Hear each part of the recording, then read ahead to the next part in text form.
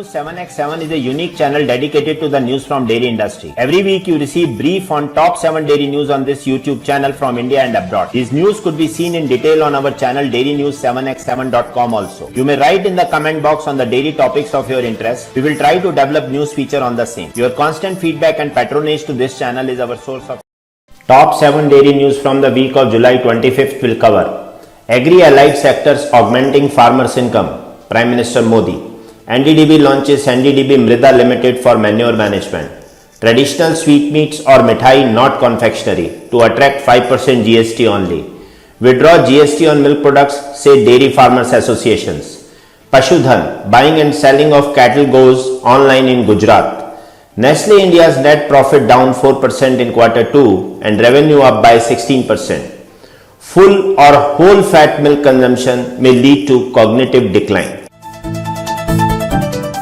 PM Narendra Modi said the centre's effort to encourage agriculture-allied sectors such as animal husbandry and horticulture to increase farmers' income is finally bearing fruit. Inaugurating 2 dairy projects at Sabarkantha District Cooperative Milk Producers Union, Sabar Dairy, in Himmatnagar in North Gujarat, he said in the past 8 years, incomes of small and landless farmers have shown remarkable increase. The PM laid the foundation stone for a milk powder plant at the Sabar Dairy. The dairy has commissioned an expanded UHT milk packaging plant at the cost of 125 crores with a capacity of 3 lakh litres per day. It is also setting up a cheese and whey drying plant for around 600 crores. The plant will have a capacity to make cheddar cheese 20 tons per day, mozzarella 10 tons per day and processed cheese 16 tons per day. The whey generated during the manufacturing of cheese will be dried at a whey drying plant with a capacity of 40 tons per day.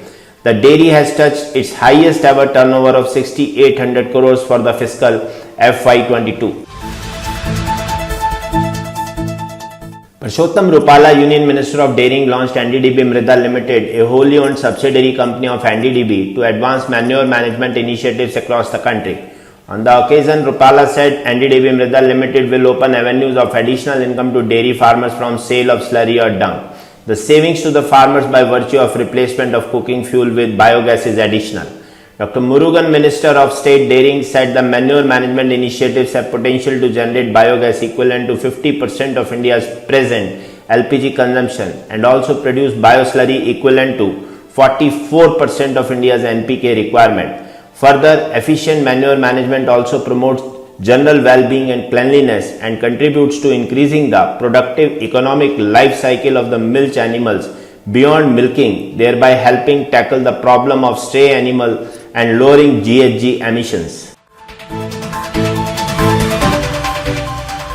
Traditional Indian sweets cannot be categorized as confectionery and Malai sweets too may be treated as sweetmeat for applicability of GST according to the Madhya Pradesh Authority for Advanced Ruling. Confectionery includes sugar-boiled sweets, chewing gum, chocolate and ice lollies or edible ices, cakes, pastries, caramels and fudges. These attract GST at the rate of 12 or 18%. Sweetmeats include Indian traditional sweets such as laddu, khoa, barfi, peda, gulab jamun, Mysore pak besides milk-based sweets and attract GST at the rate of 5%.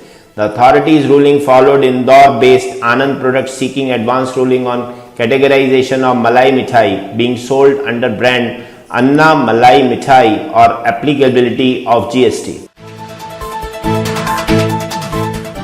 Dairy farmers from states such as Haryana, Rajasthan, Uttar Pradesh and Kerala held protests urging the centre to revoke the decision to impose a 5% GST on dairy products and 18% on dairy machinery. The farmers under the banner of the Dairy Farmers Federation of India DFFI sent a memorandum to the Union Minister of Dairy Pashudhan Rupala asking him to help the households engaged in dairy production in the country. The GST, the absence of a fair and remunerative price FRP and rising cost of green fodder is going to adversely impact small dairy farmers who constitute 75% of 9 crore households engaged in dairy production in India.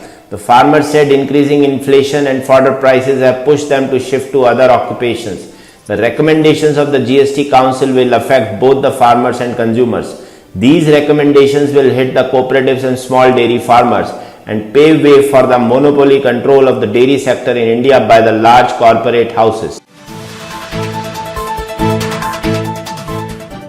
All cattle buying and selling will go digital as 36 lakh dairy farmers of Gujarat will seek to do business through a cattle trading platform.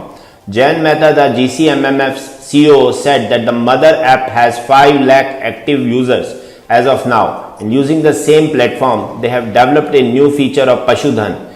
It is through that the dairy farmers of Gujarat can buy and sell their cattle sans the need for a middleman. It is to be noted that 40,000 users had already checked out the Pashudhan features on Amul's app for milk products by last week. 132 entries of cattle worth rupees 81 lakh was already made on the dashboard. The app also has features to find out geographical availability of the cow or buffalo, whether it is within 50 or 100 km, provisions to choose a breed of their choice and filters for the price range and the milk yield of the animal he is searching for. Nestle India posted a net profit of 515.34 crore in the second quarter ended June 30, down 4.3% against 538.58 crore in the corresponding quarter of the previous fiscal. Revenues from operations grew 16.1% to rupees 4,036.6 crores. The company's board approved acquisition of the pet food business from Purina Petcare India Private Limited through business transfer of 123.5 crores. Suresh Narayanan, MD Nestle, said the company's focus during the quarter was to protect the engines of growth amidst inflationary pressures to ensure penetration-led volume growth continues. There was an acceleration across small towns on the back of our urban strategy. Narayanan said the 4,000 crore pet food business, which is growing at 25%, offers strong growth opportunities with rising pet adoption in India across town classes post the pandemic. In the nutrition segment, the company also said it's bringing its global brand Gerber to India in the toddler segment to tap into an estimated 3,500 crore market with Made in India and Made for India products. As the population ages, the rise in the global prevalence of cognitive impairment, including dementia, is an increasingly major public health concern. The concept of cognitive decline ranges from minimal age-related cognitive decline to mild cognitive impairment to dementia, which is the most severe cognitive impairment as the final stage of this dysfunction. Worldwide, at least 55 million people are living with dementia, and it is predicted that by 2050 over 139 million people will be. Milk and other dairy product consumption may play an important role in the prevention of age-related cognitive decline and dementia. For that reason, prevention strategies targeting modifiable risk factors such as nutritional intake and dietary habits remain a promising approach. Results of recent research that were published in Molecular Nutrition and Food Research suggest that there are no obvious potential links between consumption of the most popular dairy products and cognition. There may be an association, however, with a greater rate of cognitive decline over a 2-year period in older adults at high cardiovascular disease risk for whole fat milk. Thanks for watching Dairy News 7x7 channel with news update from last 7 days. To continue receiving update from this channel, I, Kuldeep Sharma, request you to subscribe this channel and share and like the video. And also, don't forget to press the bell icon. Thank you.